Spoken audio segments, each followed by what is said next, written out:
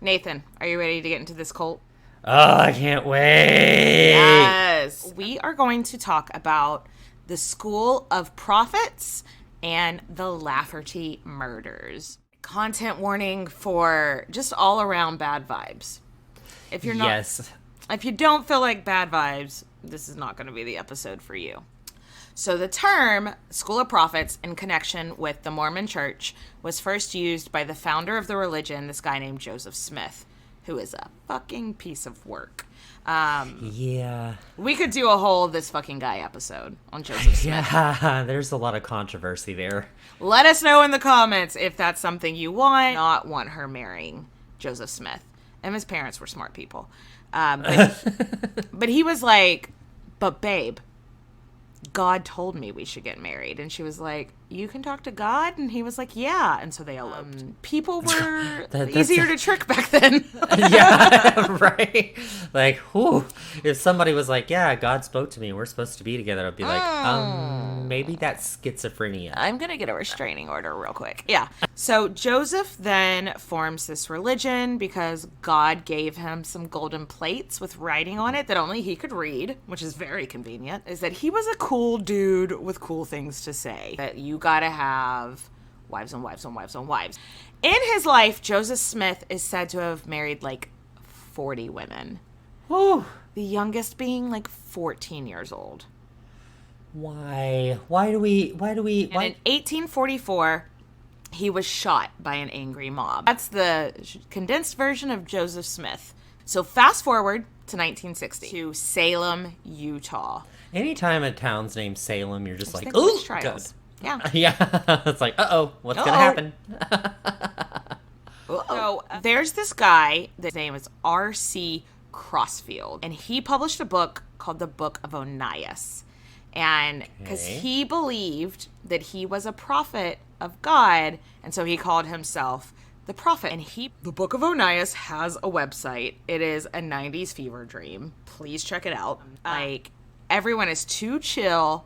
We need to bring back some fire. We need some brimstone. We need some polygamy. I heard you typing. Were you looking up the Book of Onias' website? Yes, I was. It is a 90s fever dream. So in 1982, quote unquote, God. Y'all can't see it, but every time I'm going to, in this story, say that God told somebody, I'm putting God in quotation marks.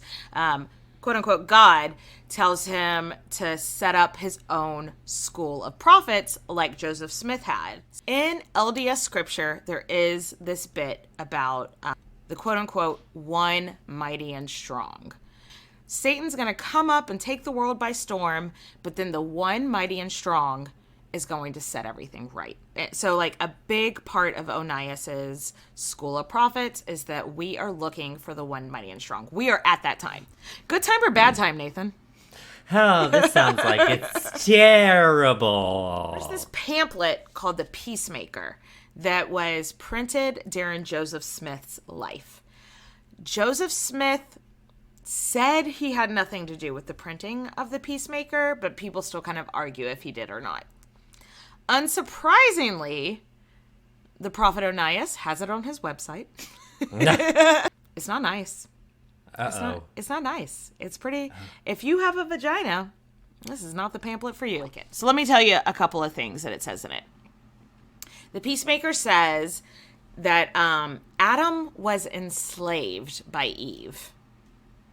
And that's why he ate the apple in the garden, because she was his enslaver and he had no choice.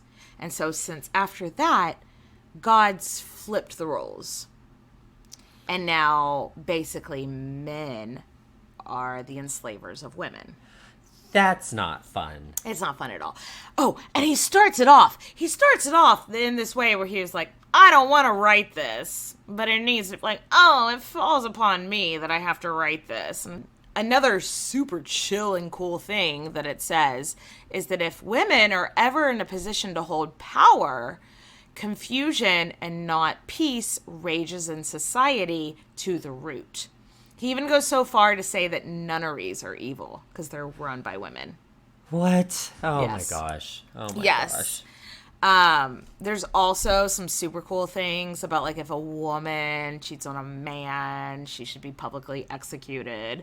But if a man cheats on a woman, well, he doesn't owe her anything. So what? Oh my god.